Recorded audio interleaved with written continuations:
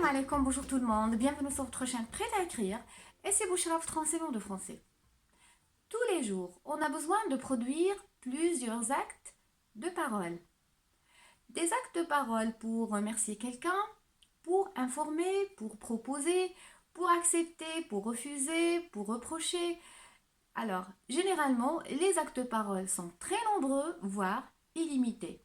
Ces actes de parole sont aussi différents selon la personne à qui on parle. Voilà, dans cette vidéo, vous allez voir un cours de communication. Vous allez voir en détail qu'est-ce qu'une situation de communication et qu'est-ce qu'un acte de parole avec plusieurs exemples. Merci de suivre. Dans n'importe quel cours de communication, on a besoin premièrement d'une situation de communication et un acte de parole. Alors, qu'est-ce qu'une situation de communication? La situation de communication doit être précise. Elle informe sur l'interlocuteur et qu'est-ce qu'il fait. L'interlocuteur, ça veut dire la personne qui parle. Et qu'est-ce qu'elle fait? Qu'est-ce qu'elle fait, ça veut dire est-ce qu'elle est en train de remercier, blâmer, proposer, inviter, menacer? Donc, selon la situation. Il est important de préciser la relation entre les personnes pour bien choisir le niveau de la langue le plus convenable. Par exemple, un enfant qui parle à sa maman, ou bien un employé à son directeur, ou bien un ami à un autre ami. Donc, il est important de préciser la relation entre les personnes. Bien, regardez les situations de communication suivantes. Alors, nous avons un enfant remercie sa maman parce qu'il a aidé à faire ses devoirs. Alors, qui part? C'est un enfant. À qui? À sa maman. Qu'est-ce qu'il fait? Il remercie. Donc, nous avons une situation de communication qui est complète et précise. Mais c'est important de savoir la relation entre les personnes qui parlent pour choisir le niveau de la langue. Est-ce qu'il est soutenu, familier ou courant? Alors ici, nous sommes devant une situation de communication qui doit être, bien qui peut être familière ou courante. Contrairement à une autre situation de communication qui est un employé propose à son directeur de changer une méthode de travail. Alors, nous avons l'interlocuteur, c'est un employé, parle à son directeur. Qu'est-ce qu'il fait? Il propose. Donc, la relation entre les deux personnes a besoin d'un niveau de langue qui est courant ou soutenu. Donc, voilà, la situation de communication doit être précise. Elle informe sur les personnes qui parlent et qu'est-ce qu'ils font. Après la situation de communication, nous avons l'acte de parole. Alors, on peut dire un acte de parole ou un énoncé. Dans la communication, un acte de parole ou un énoncé, c'est la même chose.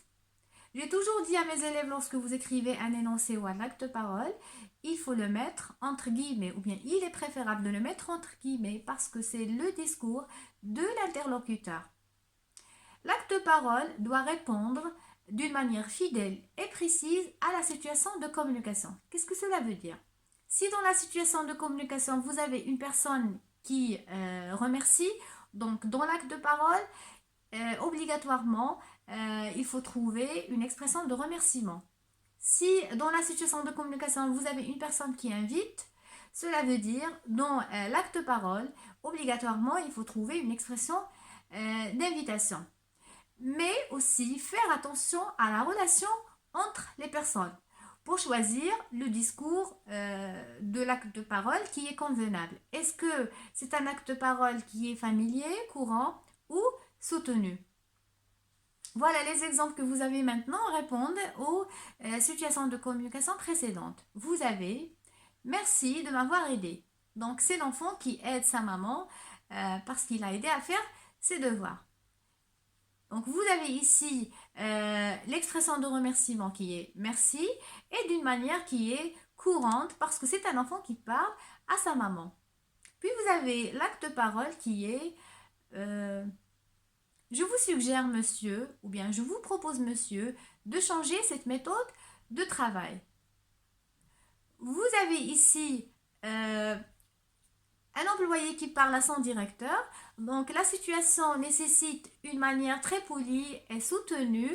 Vous avez le vouvoiement et vous avez l'expression de proposition qui est suggérée, ou on peut également utiliser proposer. Donc voilà, vous avez un acte de parole qui répond parfaitement à la situation et qui est fidèle à cette situation en prenant en considération la relation entre les personnes. Voilà, tout de suite, vous allez voir d'autres exemples sur les situations de communication avec leur acte de parole. Regardez. Alors ici, vous trouvez plusieurs exemples de communication. Premièrement, nous allons voir comment faire un reproche, puis comment donner une proposition et à la fin, comment informer quelqu'un de quelque chose. Alors, premièrement, faire un reproche. Alors, je rappelle que reprocher à quelqu'un quelque chose, ça veut dire le blâmer ou bien lui faire une remarque pour montrer qu'on n'est pas satisfait. Comme situation de communication, nous avons un exemple. Un père reproche à ses enfants d'avoir dérangé un voisin. Dans l'acte de parole, c'est le père qui parle. Comment vous avez osé faire ce bruit et déranger le voisin? Ou bien un autre moyen de reproche, par exemple, vous n'auriez pas dû faire ce bruit. Les expressions écrites en rouge, ce sont des moyens pour exprimer un reproche et ce sont des expressions, bien des moyens valables pour n'importe quelle autre situation de reproche. Puis, faire une proposition ou bien proposer à quelqu'un quelque chose. Dans la situation de communication, nous avons, par exemple, tu proposes à un ami qui se sent ennuyé de t'accompagner. Alors, dans l'acte de parole, tu peux lui dire, ça te dit de venir avec moi à la piscine? Ou bien tu peux lui dire, et si nous allons au cinéma, qu'est-ce que tu en dis? Alors, également, vous avez des moyens de proposition qui sont écrites ou bien qui sont écrits en rouge. À la fin, nous avons informé quelqu'un de quelque chose. Dans la situation de communication, nous avons un employé qui informe son responsable de son retard. Dans l'acte parole, je vous informe, monsieur, que demain je serai en retard ou bien d'une manière beaucoup plus soutenue. Je vous mets au courant, monsieur, que demain je serai en retard. Alors voilà, j'espère que cette vidéo sur les basiques de la communication vous a été utile. Si vous voulez plus de vidéos et plus de cours, abonnez-vous et cliquez sur la cloche. À la prochaine.